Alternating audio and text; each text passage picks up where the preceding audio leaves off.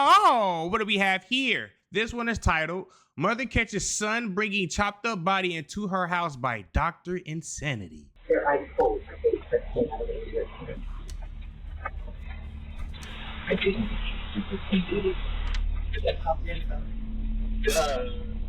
This is Marshall. Did he just tell his mama that he didn't tell nobody he got rid of the body? And his mother, What Alicia. the fuck? Just feet away, inside the trunk, lies the dead body of Marshall's girlfriend. He has cut did. her body up and plans to discard it in the remote mountains of the Sierra foothills. Over the next several weeks, a series of small mistakes in Marshall's cover-up would bring him face to face with local police and the FBI. Watching Damn. detectives unknowingly walk past his murder scene and slowly discovering the monster. He don't even look like the type to kill somebody though. You got it where she may be. Brother, I'm gonna keep it a buck with you. I don't know. Have you guys thought about maybe she was trafficked? So the son and the mother is evil, noted. Yep. Oakland PD, come out with your hands up! Oh, Oakland. It's approximately 6:30 p.m. in Antioch, California, when 24-year-old Alexis Gabe is seen at a Chevron gas station. Aw, pretty girl. While filling up her car, she receives a message from her boyfriend. "Are you still coming over?" She replies, "I can only come by for a bit." After paying, Alexis gets back on the road, and by 6:37 p.m., she's seen arriving at her boyfriend's house. He doesn't know it yet, but she's there to break up with him.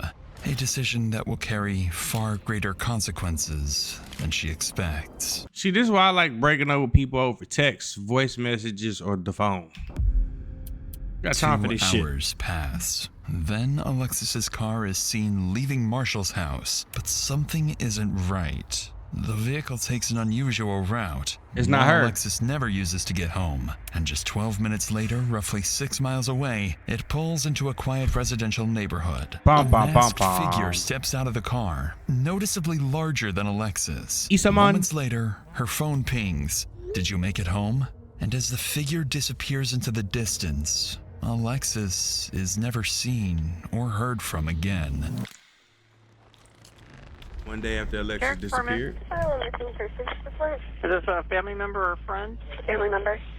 Sister. And how long ago did you last talk to her? No one's heard from her since she went to see her ex-boyfriend last night at 8:30. And she's not answering her phone or anything? No, it's going straight to voicemail. On the line is Alexis Gabe's sister. Her tone is urgent as she insists on filing a missing persons report immediately. To better understand the situation, dispatch sends Officer Rod Coutney to the family's home. And that's where he learns why Alexis's family is already fearing the worst. Good morning. How you doing? I'm Detective with the police department. I'm gonna get some info from you guys, and I'm gonna start looking for Alexis. That's okay. Why they got masks on? Is this like during COVID? Okay. Filthy animal. She was. She ever make any like sort of statements? No. Okay. Is she generally pretty happy? Yeah. Okay. She's always out. Not every day. Always out? Yeah. Do you know where she goes a lot of the time? With her friend, E and Ria. Shit, you got 4 people in the apartment. Y'all on top of each other. I'll be gone every day too. Shit. She's with us yesterday too. Does she have any mental health issues? It's generally an antidepressant. Yeah, I know. That's what she said. That's why she's looking for the doctor. She's seeing the doctor. Okay. When they have accident with her boyfriend, car accident. She said she have a chiropractor appointment. Who's your boyfriend? The one that we know is Marshall. Marshall. Jones, yeah. Okay. And we just find out yesterday. The friend said Marshall threatening Alexis. If they gonna broke up, he's gonna kill or gonna kill Alexis. Oh, she definitely should have broke up with him over a text. Oh, okay. And this is Marshall. Marshall. Yeah. Okay. Needless to say, the officer knows exactly who they need to speak with next. Hello. According to Alexis's mother, Marshall Jones is the boyfriend she went to see last. But even more troubling is her claim that he had threatened to harm himself or Alexis if they ever broke up. I wouldn't have never let my baby go over there by herself ever again. I would have been like, hey, you don't need to go over there. You don't need to see him in person. You don't need to do none of that shit. As Coutney wraps up his initial search, he relays the information to his sergeant. From there, requests are made for street CCTV footage, a real-time location warrant for her phone, and most urgently, another officer is dispatched to Marshall's address. Later that afternoon, the officer arrives at the house. Knowing Marshall is one of the last people to see Alexis alive, the officer expects to gather more information about her whereabouts. But he's about to get much more than that. But before we get to that, I want to talk about something. We skipping ads, baby. We not doing that shit. Sorry. I don't get paid for it. With that said, let's get back to the video. How y'all doing? Hey, is Marshall home? No. Are Peter's house? Yes. Yeah. Okay. How y'all doing today? Okay. Y'all be safe. Be careful now, okay?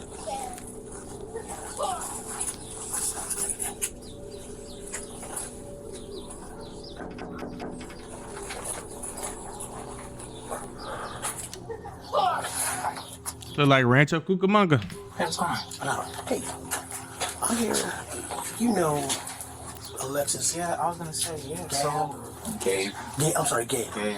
Yeah, no, her mom told me that she didn't come home. So yeah, because I spoke to her brother and friends, and they're concerned. I'm concerned too. When was I don't believe him. His spirit is off. the last time you spoke to her or saw her? You know what? I can. I'm the same way. Yeah, hold on. So I can show you my call log.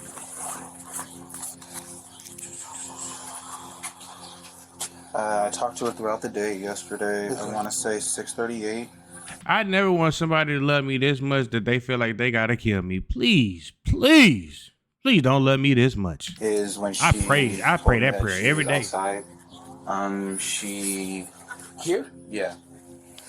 I let her in. We hung out for a couple hours. She left around 9. And did she say where she was going?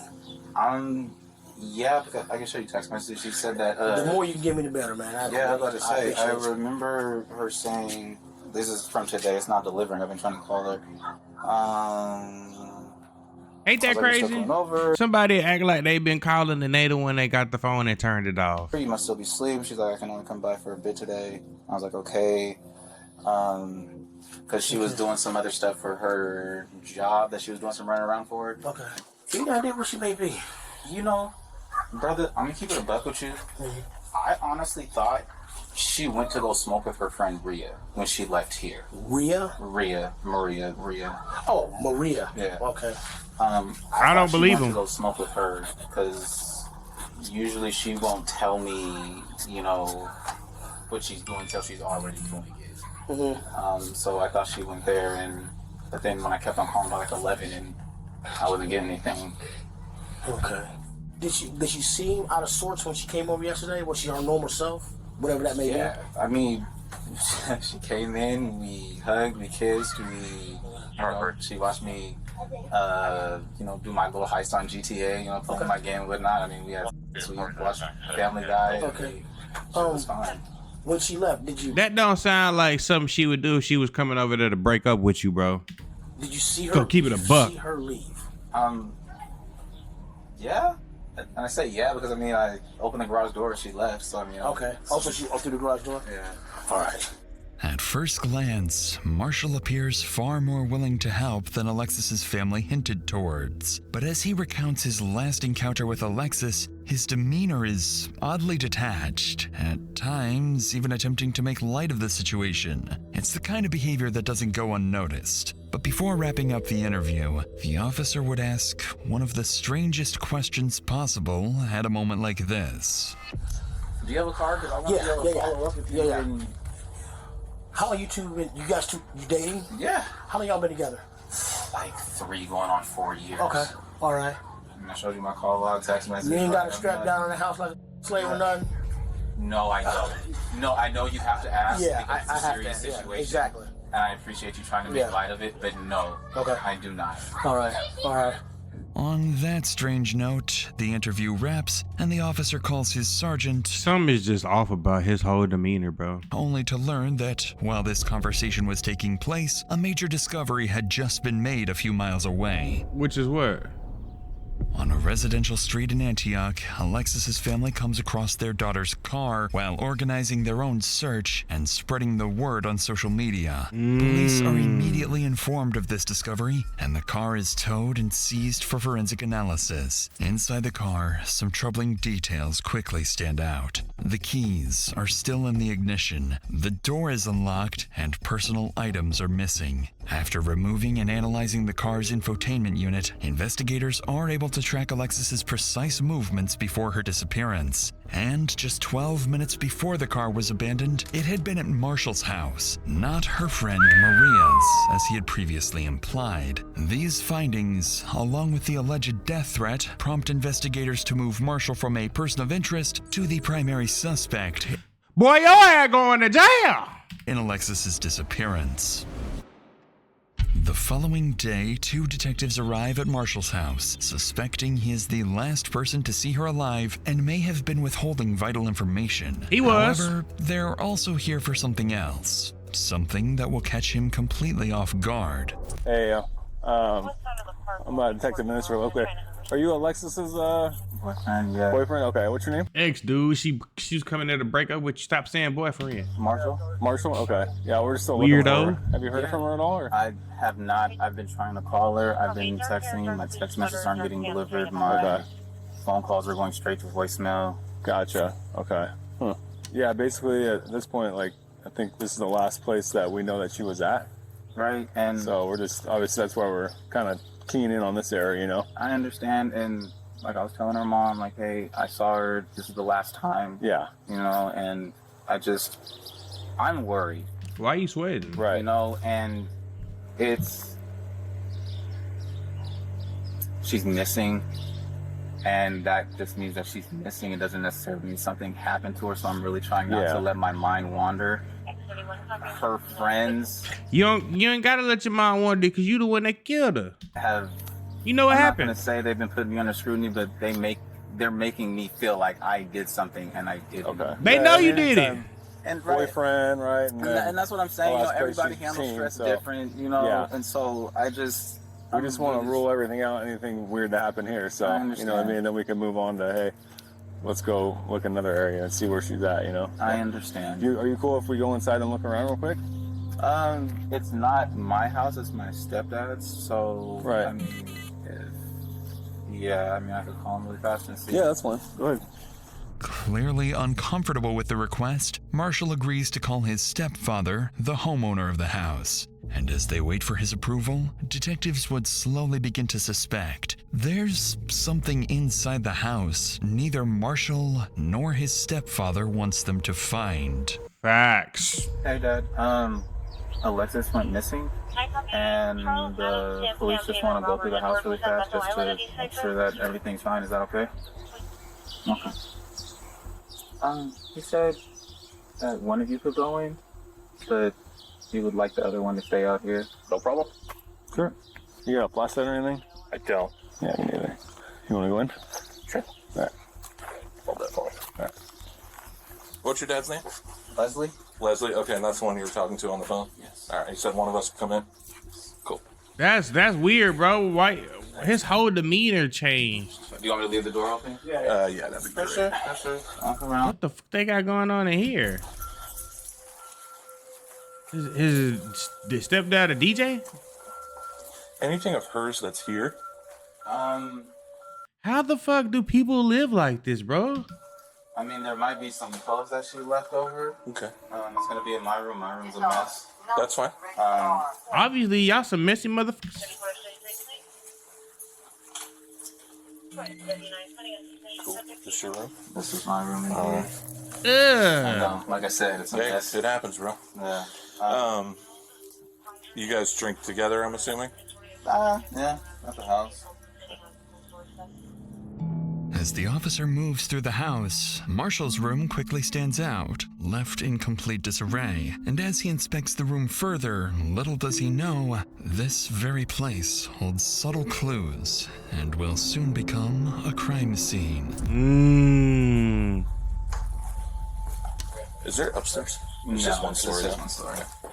Thank you. Appreciate it. I'm sorry. You're good. And then this is other people's rooms? Yeah.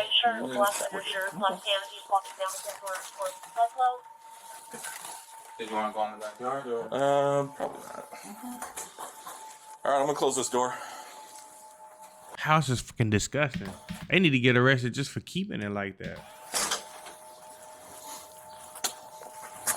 Nothing out of the ordinary. His room is an absolute mess. He does. Focusing on the mess, the officer overlooks the attic, a place hiding a terrifying secret. And it's no accident. Marshall has been guiding him through certain areas, carefully steering him away from others. But despite the search turning up nothing, officers aren't done with him just yet. There's something else they want to ask. So no contact from her? None whatsoever. Okay. Phone's been off. You tried to call her, I'm assuming? Indeed. Okay. Do you mind hanging up with him real quick so we can... I'm going to ask you something. Would you be willing to give us your cell phone for a forensic download? Oh. And that right there is how you know you are a top suspect. Now, you can do this the hard way or you can do this the easy way. Either way, they gonna get that information. Yeah. Okay. So I'm able to do all that stuff. What's the forensic download again? It just shows me all the information on your phone for a certain period of time. Oh, okay. It shows like, hey, was this phone here the whole time? Oh, yeah. Stuff like that. Okay, yeah, Okay. for sure. And then I would just have you sign like a consent form. Okay. And then you can bring it down, sign the consent form down at the PD. And then I'd take your passcode, and then I would do it that way. Okay. They want to do a forensic download just to make sure that, you know, my phone is where He trying so hard to keep his composure and make this shit seem like it's nothing, but it's absolutely something. Cops don't just search your house and search your phone for no reason. said it was, i.e. where I said I was. Yeah. But she was still here when he got home? Interestingly, detectives not only gain access to Marshall's phone, but also learn that his stepfather was allegedly at the house at the same time Alexis was there. So they make a note to speak with the homeowner as soon as possible to see if his account aligns with Marshall's. Shortly afterwards, Marshall gets into his stepfather's car and follows the officers to the station. As he drives, officers ahead notice something strange. He appears anxious, swerving slightly with something large in the back of his car obstructing his view. In reality, Marshall isn't just nervous. He's just realized he's driving straight to the police station with a car full of incriminating evidence. Got to be more careful. 10 minutes later, Marshall arrives at the station, trying to steady himself, quietly questioning why he brought this car in the first place. And the second he steps out, he realizes the officers are onto him. You know what you all have? Yeah, blankets and whatnot. Wait, do you actually have to Blankets search for it, or what? Can you just look around, because this is my dad's car, and No, I don't. I mean, I kind of just want to lift the gate so I can see inside, you know? If that's cool. Again, it's not my car, it's my dad's, and you have my phone, so I. What y'all think? He guilty? I think I'll he open the guilty. gate for you though, so that way you can look inside. That'd be great. Fucking weird.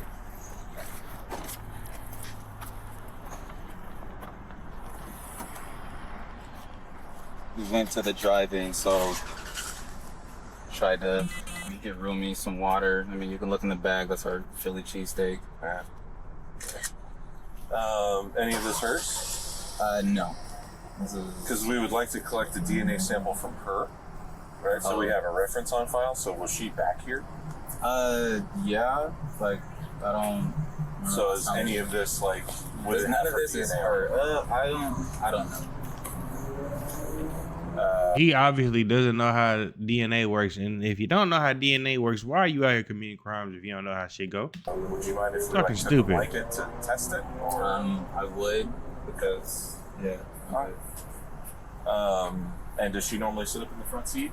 Yeah. Okay, let's start the photo. Oh, we're not. You don't want us to look under the blankets or what? She would like to look under the blankets. I don't want you to think I have a dead body or anything. No, I was just because you were being all. Yeah. He's joking, but they dead ass serious. Okay, so this is your stepdad or your real dad? My stepdad. Gotcha. All right, cool.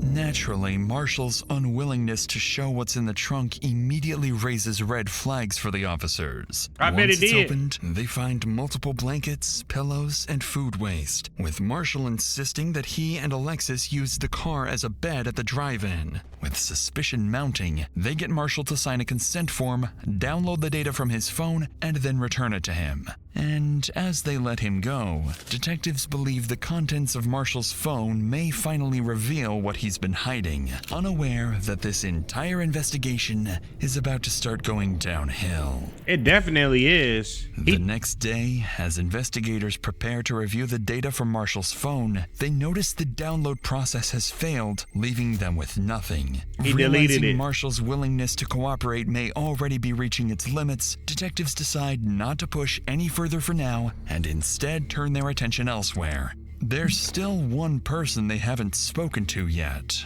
Marshall's stepfather, the homeowner who was allegedly inside the house the same night Alexis disappeared. If something happened to her that night, he may have witnessed it. With that in mind, they drive back to the house to speak with him, where they'll begin to suspect that not everyone wants them to discover the truth behind Alexis's disappearance. Hey, Mr. Clark. Hey, we're just trying to follow up on everything going on with Alexis. We haven't talked to you yet. Marshall had said that you were here when Alexis was here on Wednesday night. Did you see Alexis here on the 26th? Be honest with you, I come. If she's here, she's here. She's not. She's not. When I see her, I don't. You don't recall seeing her car here? No, I do not. And you don't remember seeing her, talking to her that night? No, I didn't see her there that night. No Wednesday. How's Marshall holding up with all this? Do you guys think he has something to do with it as well? He's I think so. upset. No, for sure. I mean, just now finding out that his girlfriend's coming up missing. I mean, I found out yesterday with the note coming in, a flyer. Oh, yeah. Flyer and stuff. And saying that she's missing. I'm like, what the hell is going on? What was she like as just an everyday person? Like, She's good? sweet. Yeah. I mean, she's just a good young lady. She never brought drama to your house or anything like that, or? What couples? I mean, aside from couple drama. Yeah. I mean, they never argued in front of me. But like, she never brought any outside BS to your house or anything like that. No. Is Marshall around? I know one of the detectives was trying to reach him and he hadn't returned his phone call. Marshall's not here. And last night he said he's gonna go talk to his mom. Okay. Me and his mom don't really, conversate like that. With this information, police now know where to look for Marshall next. His mother's house. So he stays with his stepdad, but his stepdad is like his dad, so I'm lost. What catches the officers off guard, however, I thought they was together. Is Leslie's refusal to confirm being with Marshall and Alexis the night she disappeared, directly contradicting what Marshall had previously told investigators. Now faced with more questions than answers, officers leave to figure out their next move. From this point forward, the investigation into Alexis's disappearance quietly begins to shift in a much darker direction. His mom. Oh, God. During the next several days, police visit Marshall's mother, Alicia Clark, looking for her son. But suspiciously, she claims she hasn't seen him since the night his girlfriend Alexis vanished. By now, investigators begin to consider a troubling possibility. Marshall may be on the run, and his family may even be covering for him. But their biggest piece of evidence is still to come. Just as the investigation seems to stall, CCTV footage is recovered from the route Alicia's car took the night she vanished. For roughly 12 minutes, the car is seen That's not his dad's stepdad's house. speeding from Marshall's home to the residential area where it's eventually abandoned. A masked figure is seen stepping out of the car, noticeably larger than Alexis, with a more masculine build. As detectives all you gotta do is look at that big ass forehead. Begin tracking the figure's movements through nearby cameras, they watch it move calmly for over a mile until it arrives somewhere completely unexpected. Marshall's mother's house. This development makes investigators certain that the masked figure was none other than their prime suspect, Marshall. And with that, an emergency search warrant for his home is secured immediately. On February 1st, more than a dozen officers arrive at the house convinced there is far more inside than Marshall originally let them see. Damn. I bet it is. Oakley PD search warrant, open up! Press the door. Press the door with the foot. Yeah, hold it to the side and press it close. Damn. That's a strong door. We need that pry. You have the pry? Pry bar? Oakley PD! Come out with your hands up! Your hands up! Check the left, check the left. I got a door on the right. Check that door. That's clear. Why is nobody answering the door? Oakley PD, come out with your hands up! Search warrant!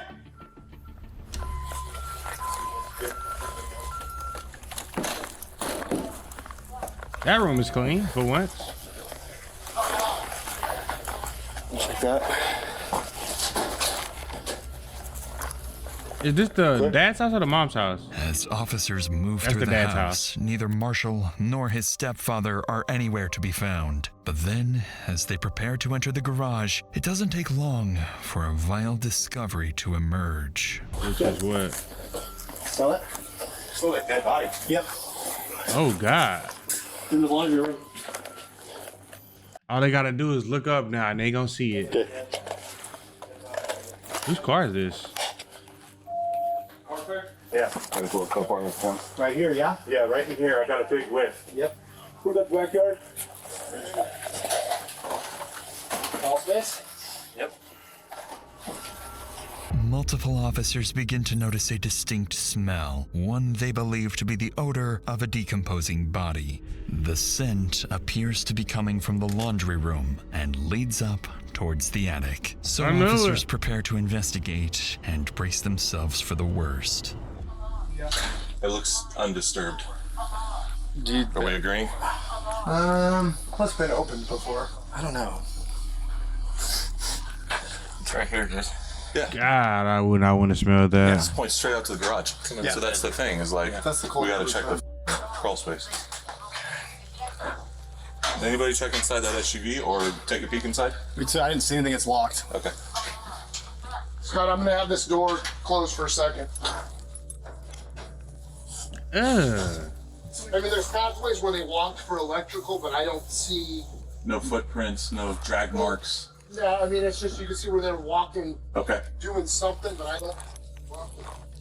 Hey, they said they could smell something right where you're at, Logan. Like there's a vent, it's coming from the vent kind of. Yeah, once we hit this area and start walking to the garage is where I smelt it.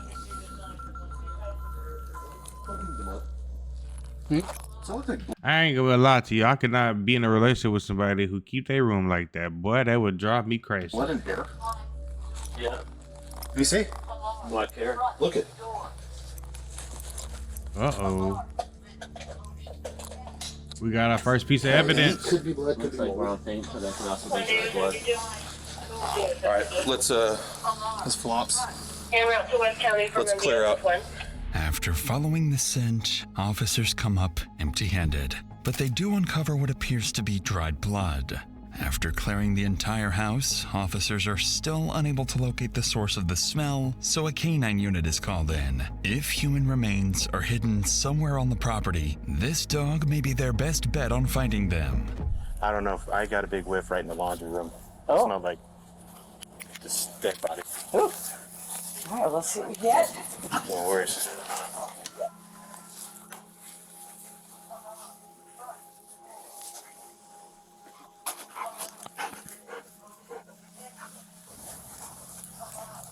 That's not good. So that had none of the other behaviors that we're looking for. Keep checking. Okay, good girl.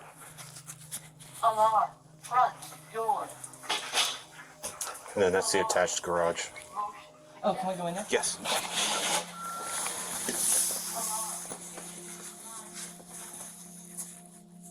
Okay, good girl. Did you guys leave that or did? Oh, I don't know. We didn't bring that in. That's fine. You saw her go up the wall here? Mm-hmm. Yeah. So it's just checking odor. As I said, you've worked with Canine, so we didn't get final. And that was the kind of thing where it's like, I have some weird odor, but it's not all of her behaviors, which was more what we had there. And of course, you and I both know there could be, you could have vacuumed up a tissue that had a bloody nose. Yeah. And that could be. Okay, good girl. Want your toy? Let's go see and get your toy. Damn, so they didn't find nothing? All right, that's all we got. Somewhat surprisingly, the handler isn't fully convinced the dog has detected human remains. However, several indications suggest it has picked up on something suspicious, as it repeatedly returns to Marshall's room, sits in one spot while staring at its handler, and most alarmingly, begins clawing at the wall. Oh, a sign shit. the odor may be coming from the attic. But even after multiple additional searches, and with more canine units brought in, officers are left with troubling yet inconclusive results. Small traces of blood, the presence of bleach and other cleaning supplies, and a missing shower curtain. Following these discoveries, officers secure the scene and begin working to obtain real-time location data for Marshall's phone, now fully suspecting they have a homicide on their hands. They do.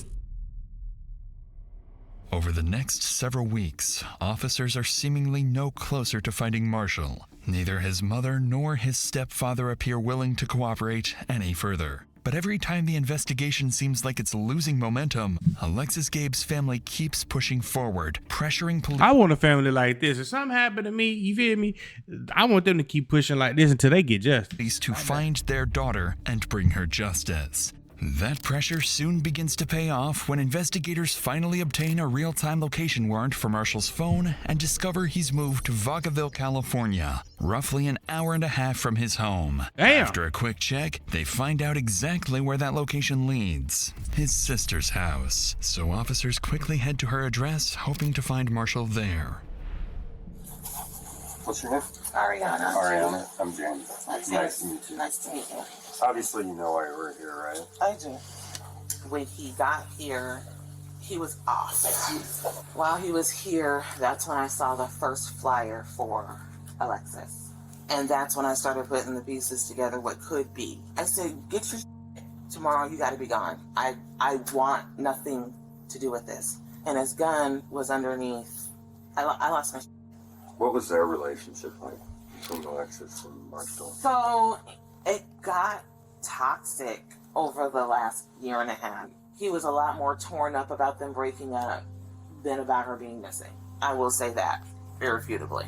Looking back on it, my brother does have sociopath and narcissistic tendencies about himself. Your mom and Marshall are close, right? Yes. Do you think that she's First time somebody from his family has said something that's actually meaningful. helped him out in any way? Will she get in trouble? I hope not. I mean, I hope in the end of all Oh, you shouldn't have said that. this, she'll be as cooperative as you are. Because She's ultimately, not. your brother made the choice that he made, Yes. right? Facts. So do you think he Facts. That is absolutely went to facts. Vegas? No. I believe this is the number that he's using. If you guys want to take it, that's fine. Most worryingly for officers, Ariana seems to suspect someone else may be helping Marshall evade police. However, Ariana also gives them something significant, marked to track his location. Ariana also gives them something significant, Marshall's new phone number. So after wrapping up the interview, investigators move quickly to track his location. This is when they discover that Marshall's phone is pinging all the way back to his mother, Alicia Clark's house. What the hell? An hour away? At this point, Alicia has been telling police she doesn't know where Marshall is. Now, detectives begin to suspect she's lying and may even be actively hiding from police.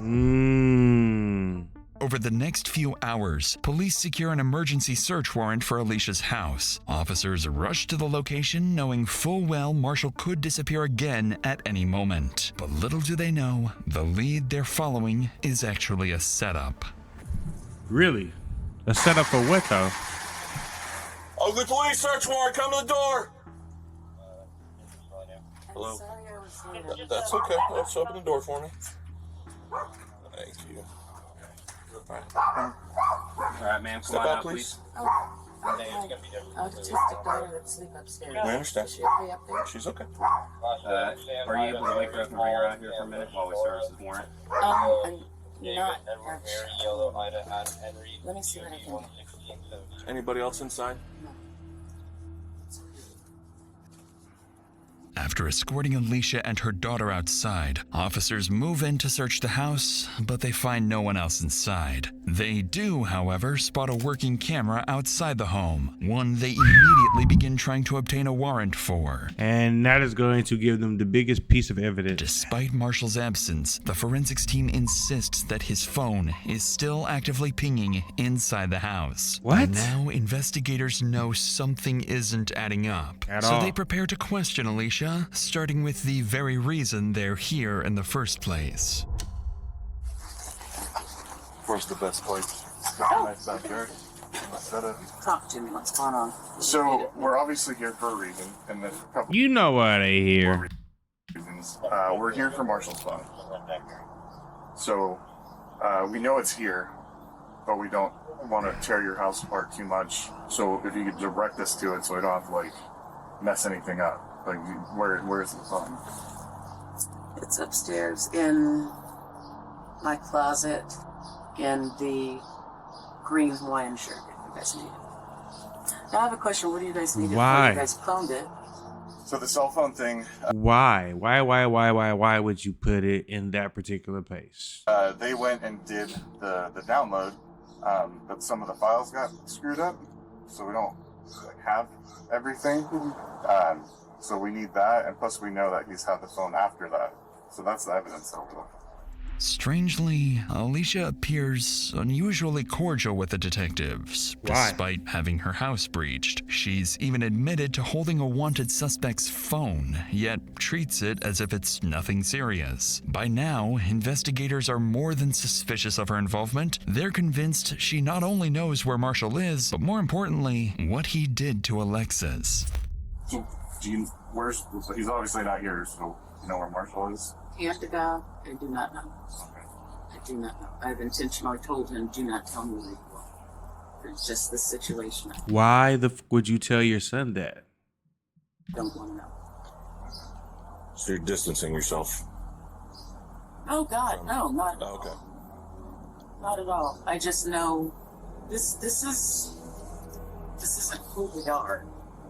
I mean, And we don't believe that. yeah, We I just better not. we just You guys are just doing your job. right. We have to try our best to get answers right. Yeah. So that's why we do this. I'm definitely not distancing my son. I'm not. Okay. That's not the reason. What do you know? I know that the two of them had a solid relationship. I mean, for Valentine's Day, he wanted to get her an edible arrangement. I couldn't afford it. And so he went and got the chocolate, all of the stuff, built her an edible arrangement. I like that. I mean, that's the kind of guy he is. I've told him since he was younger, when you're dating, you want to make sure that you are so good to her that she's going to be comparing every other guy to you.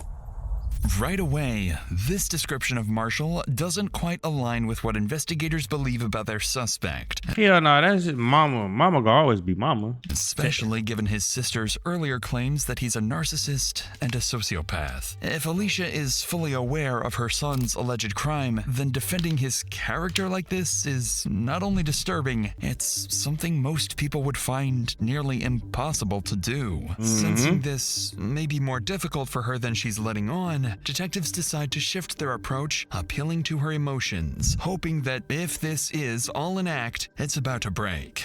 Because, I mean, obviously, we're still looking. she's still out there somewhere. Facts. And things don't look good.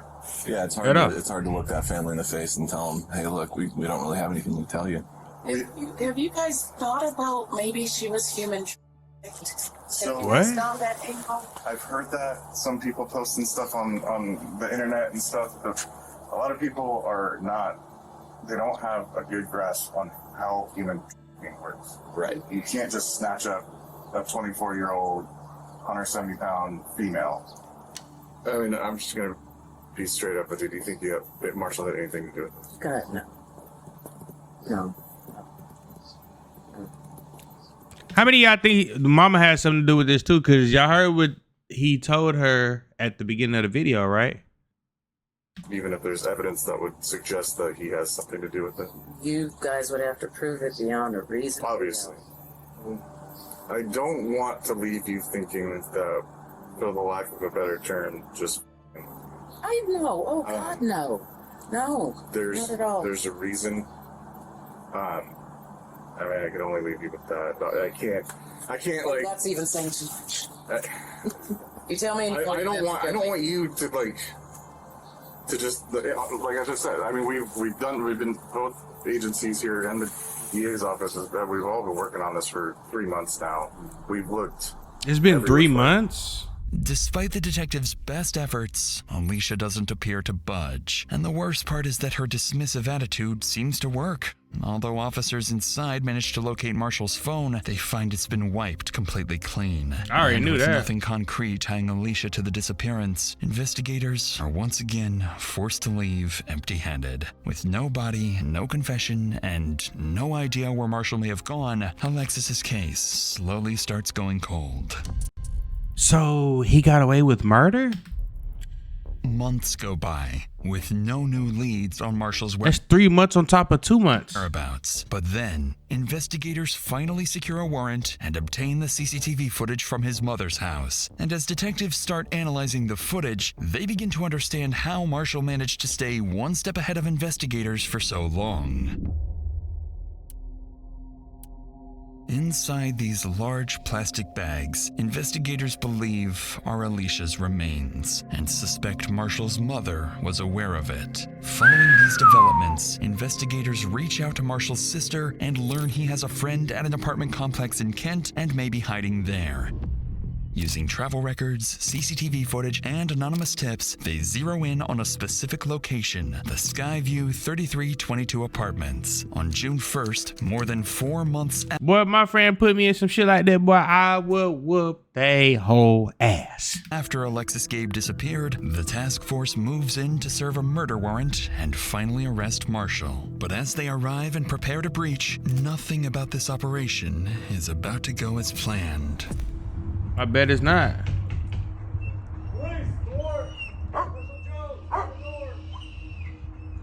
He know it's over.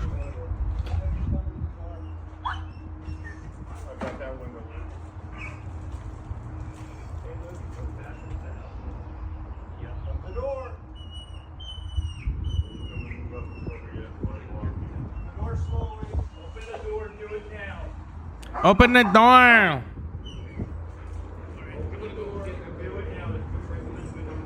John?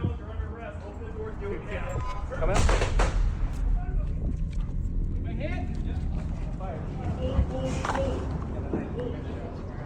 No fucking way. Came to the door with a knife. After emerging with a kitchen knife, Marshall is shot multiple times by 3 officers. Despite immediate medical aid, he is pronounced dead at the scene. What? The following day, Paul Beard, chief of the Oakley Police Department, holds a press conference, announcing that Alexis Gabe's case is now officially being treated as a homicide, and that Marshall Curtis Jones had been charged with her murder before being shot and killed. But any real sense of closure for Alexis's family would not come until much, much later. Damn. On November 3rd, while metal detecting near Jackson Road in Plymouth, a local resident discovers what he believes to be human remains and immediately calls 911. When officers arrive, they're left speechless. Scattered across the mountains are the remains of a young woman. A forensic odontologist is brought in and, using dental records, confirms the remains are those of Alexis Gabe. Oh. In the aftermath, her family expresses a mix of devastation and relief. They continue pushing for charges against Marshall's mother and hold memorials in Alexis's honor. Somebody need to be charged. Alexis's family continues demanding justice and launching a petition criticizing the Contra Costa County District Attorney's Office for its handling of the case and calling for stronger accountability for victims' families. But despite these efforts, Marshall's mother is only temporarily detained. Without sufficient evidence, she is never charged as an accomplice. And the same is true for the rest of Marshall's relatives, something that continues to infuriate Alexis's family to this day. As of now, there is still no definitive motive for Alexis's murder, only that their relationship was deeply toxic. And perhaps, when Alexis finally decided to break up with him, Marshall made a final, irreversible decision. If he couldn't have her, then no one could. Wow. That's crazy. Thank you guys for tuning in. Shout out to all my supporters. I love you. If you haven't already, make sure you hit that subscribe button and make sure you hit that notification bell so you can stay up to date with all my latest content. Also, don't forget to leave a like, comment, and share as well, as it helps my page out tremendously. And this was a crazy story. But that's it, baby. Away. Out.